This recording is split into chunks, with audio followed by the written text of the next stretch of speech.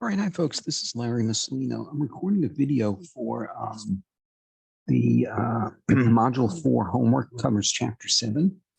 And I want to start here with problem 1 because there's a few problems in the homework that deals with something called z-score. So let me give you a little bit of background on a z-score. A z-score is a standardized score. What it's useful for is to take a score that's hard to interpret and translate it onto a scale that's easy to interpret. Let me give you an example. Let's say I take the SAT and my score turns out to be, I'm going to make something up, 2,150.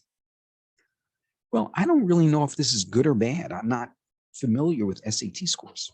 So I'd like to be able to translate this to a z-score that would tell me how I did in relation to everyone else taking the SAT scores. And the way z-scores work is they convert a measurement onto a scale that extends from -3 to 0 to +3. And this 0 corresponds to your score being the mean. So if your score was 0, if your z-score was 0, that tells you you scored at the mean. Let me give you another example. Let's say you took a very hard biology test. And let's say the mean score was 51. And so your score turns out to be 59. And you're talking to someone and you say, yeah, I scored a 59 on the biology test. And they'll say, oh, that's terrible. What happened? You'll say, no, I really did well because the mean was 51. So I scored above the mean. Well, that's what these z-scores would tell you. These z-scores are really intervals of standard deviation. So if your z-score was 1, let's see, your score is right here. You're 1 standard deviation above the mean. What if your z-score was 2? You're 2 standard deviations above the mean. What if your z-score was -3?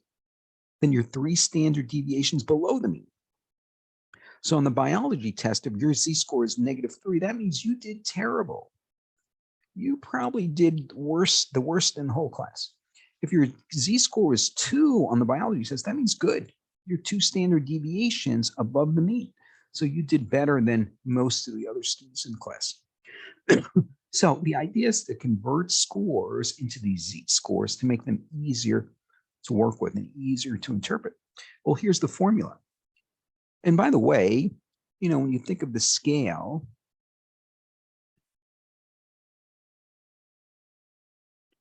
right, going to the right, let's say we're talking here about placement exams.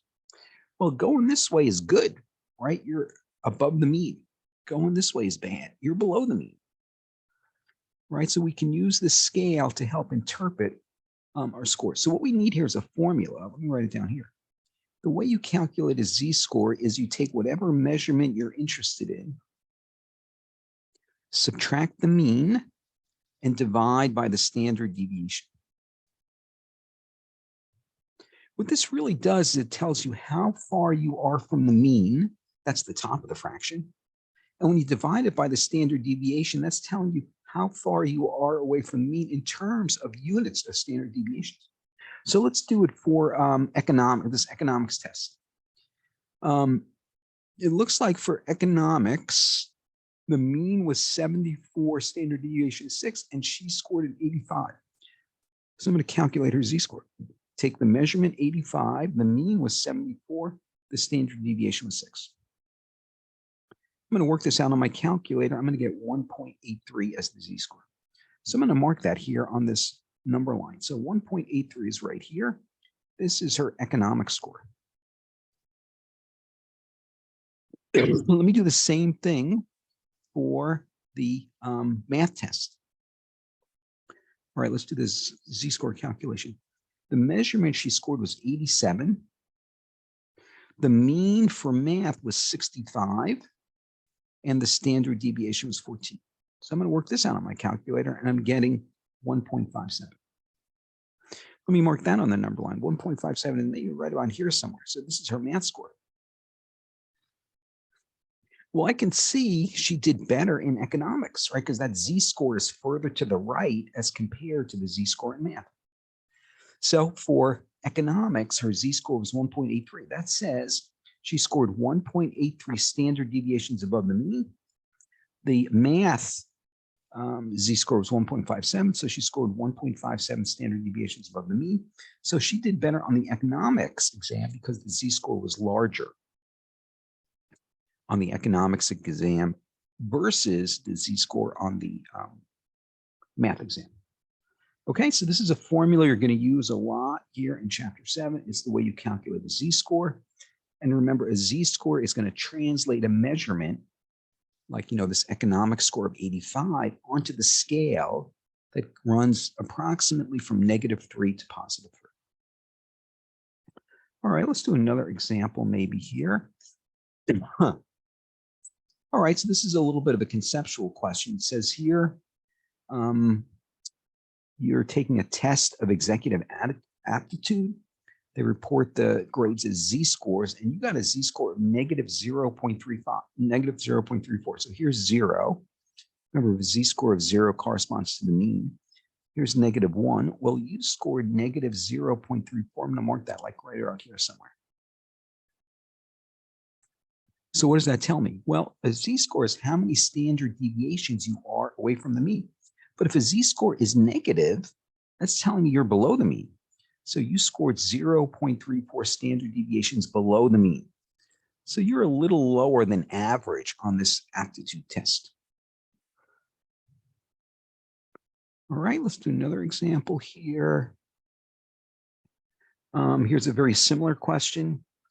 It says a 2-year-old went in for a checkup. The pediatrician says the z-score for his height is 0.64. So here's my z-score chart. Here's 0, here's 1. 0.64 is maybe about here somewhere. So this child is 0.64 standard deviations above the mean. So he's a little taller than average, right? He's a little less than 1 standard deviation above the mean. Remember, if his z-score had been negative, his height would be below the mean. All right.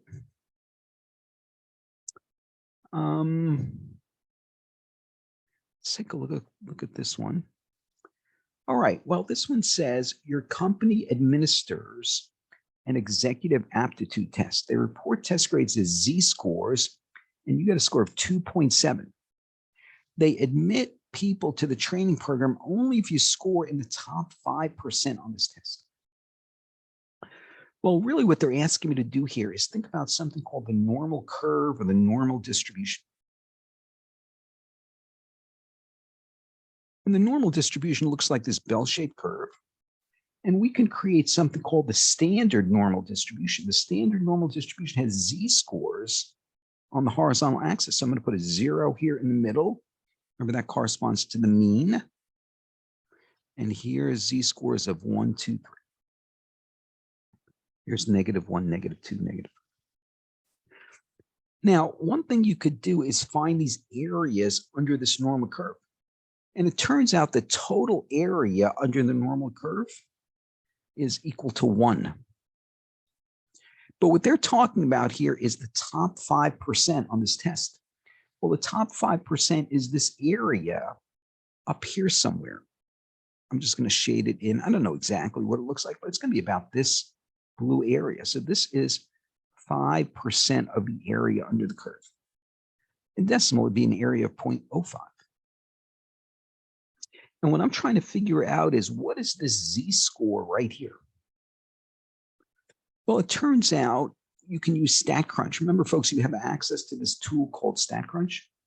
And StatCrunch has a normal calculator that will do this exact kind of calculation. So to use StatCrunch here, what I'm going to do is I'm going to go to Stat Calculator Normal. So let me bring that up. I'm going to come here to Stat Calculator. Now, the menu here, if I scroll down, you can see here's Normal. And it brings up this normal calculator. Let me erase a little bit of this stuff here to make it a little easier for us to look at this graph. All right, now, when you have a standard normal curve like we're talking about here, the mean is 0 And it turns out the standard deviation is equal to 1. That's what defines a standard normal curve. Now, the way this calculator works is you enter the mean and standard deviation in these boxes, and then you tell StatCrunch what number, what z-score you want on the x-axis. And this box here is the area under the curve. Let me give you an example. Let's say I want to know what is the area to the left of -1. Excuse me, the area to the left of -1. That's going to be this area right here. Let's say I want to know this area. The way I can do that is I come over here to StatCrunch. Let me erase a bit of this stuff.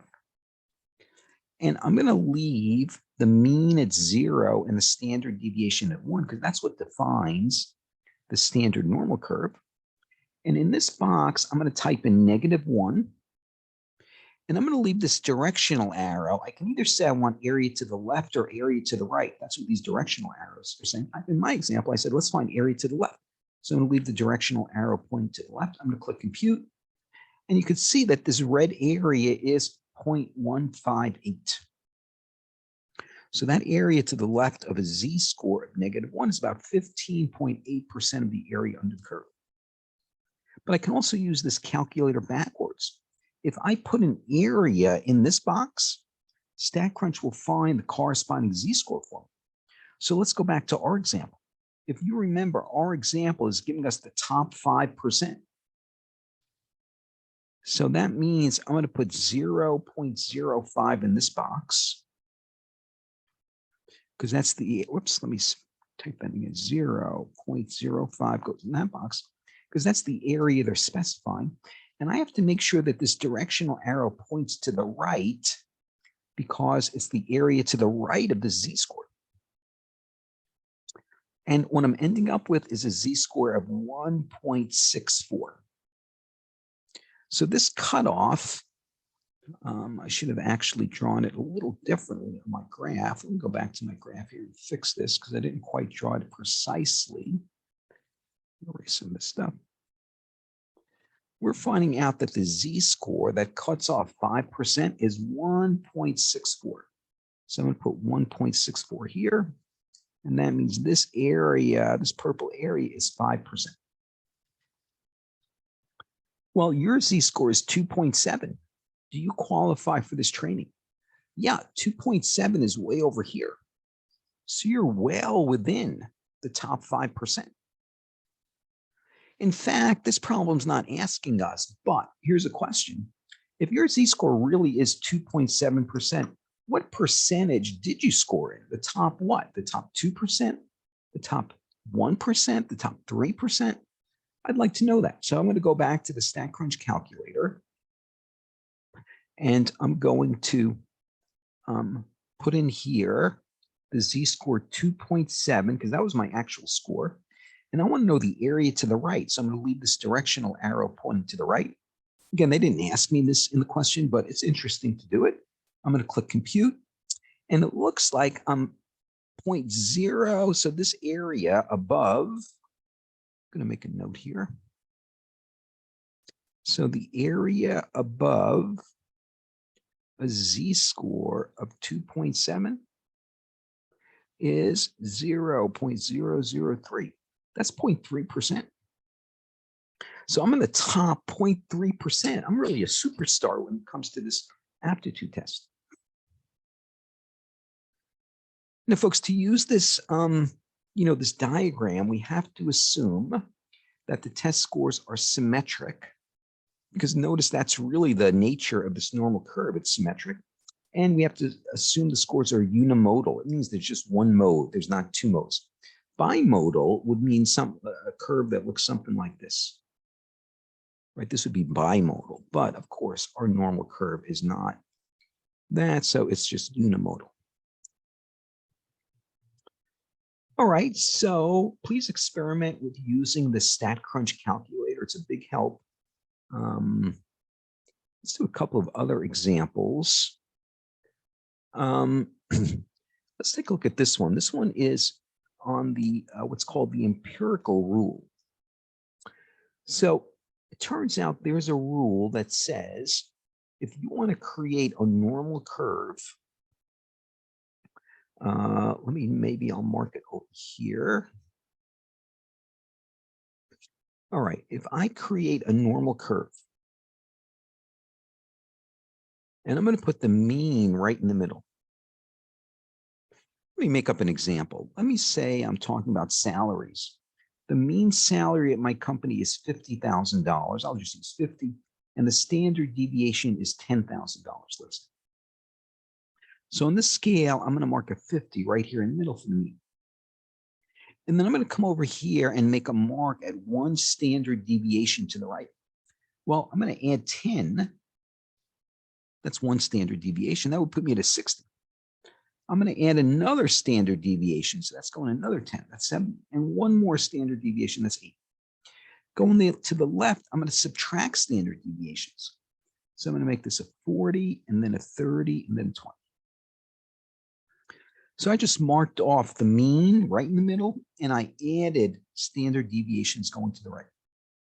Well, the rule is if you go out one standard deviation on either side of the mean, this area turns out to be 68% of the area under the curve. Sometimes you see this marked as mu plus S. Mu is the mean, mu plus sigma, I guess I should write. Mu is the mean, sigma is the standard deviation. What if you go out 2 standard deviations? Well, if you go out 2 standard deviations, then you're including 95% of the curve. And what if you go out 3 standard deviations? Well, then you're including 99.7% of the area under the curve. All right, so let's take a look at this example. They're talking about fuel economy here. And the mean is 24.8. And the standard deviation is 6.2. And they want to know which one of these is the right diagram for this empirical rule. Sometimes it's called the 68, 95, 99.7 rule because that's the areas under the curve. Well, I know I have to have the mean right in the middle. So here's the mean right in the middle for all 3 of these diagrams. But then the next number over should be the mean plus 1 standard deviation. Remember, this number 60 was acquired by taking 50 plus 10. We went over to the right and we calculated the mean plus standard deviation. So let me do that here. I'm going to take the mean plus the standard deviation. If I add these together, I'm getting 31, I think. So I'm looking for a diagram that has a 31 marked on the horizontal axis. Well, here it is, 31. So this must be the correct diagram.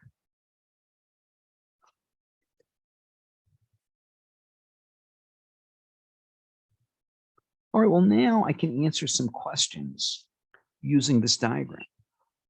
How about, let's go here. It says, using the rule, where would you find the middle 68%? Well, if I go to this diagram, here's the middle 68%, and that's between 18.6 and 31 miles per gallon. So I can read this answer right off the chart.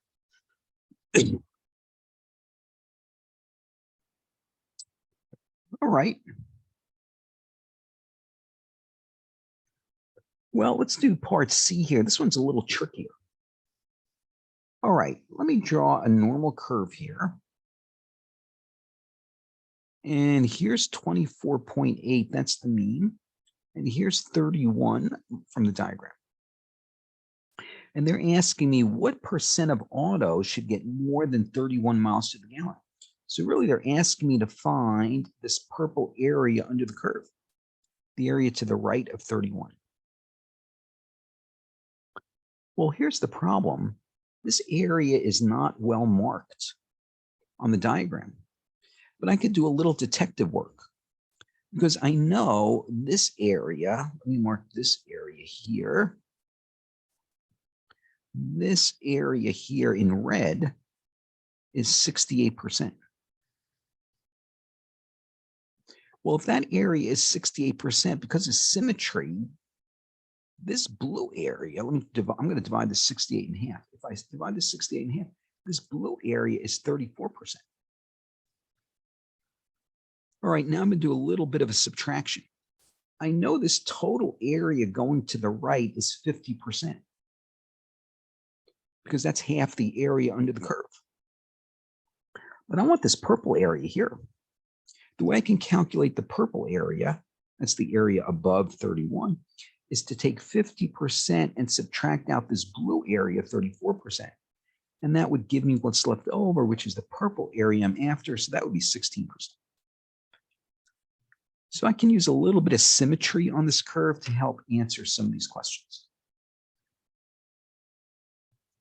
All right, folks, let me do maybe one more. Let's see here.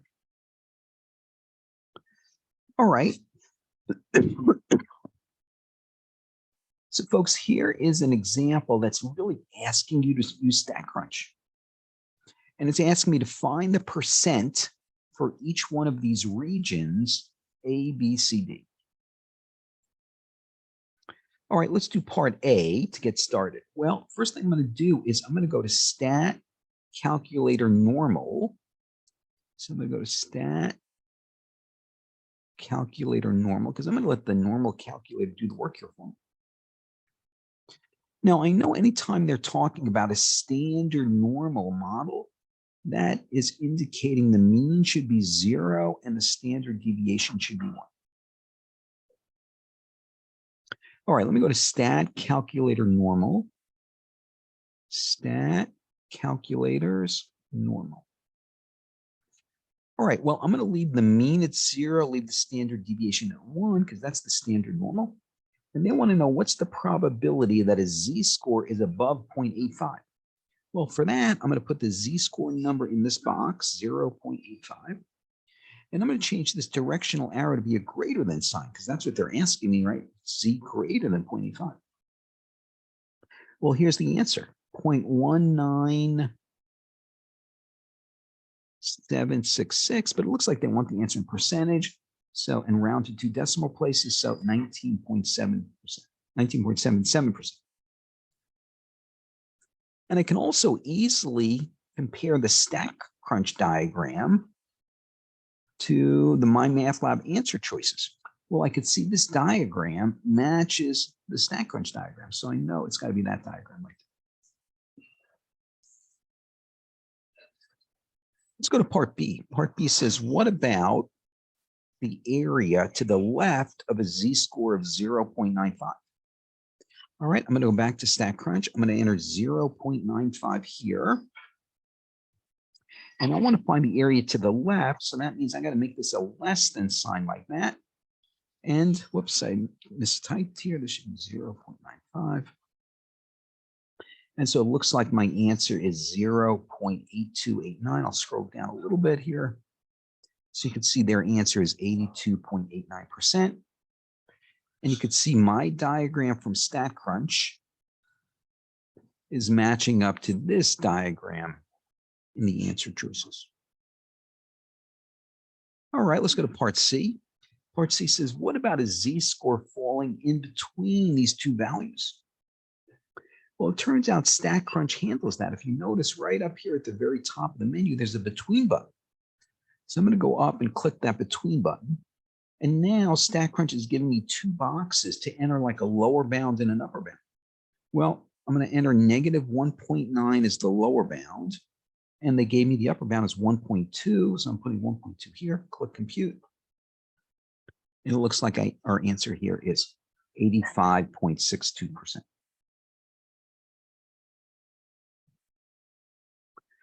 All right, let's do one last one here. It says part D. What about the absolute value of z greater than 1.8?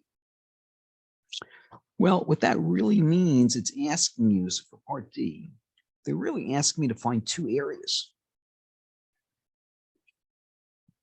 If this is a z-score of 1.8, this is the area to the right of 1.8. But I have to take into account z could also be negative 1.8. So here's negative 1.8, and I'm going to find this area. So really, they're asking me to find the area in these two tails and add the areas together. Well, you might notice these are symmetrical. So really, I could just find the area in one tail and double it.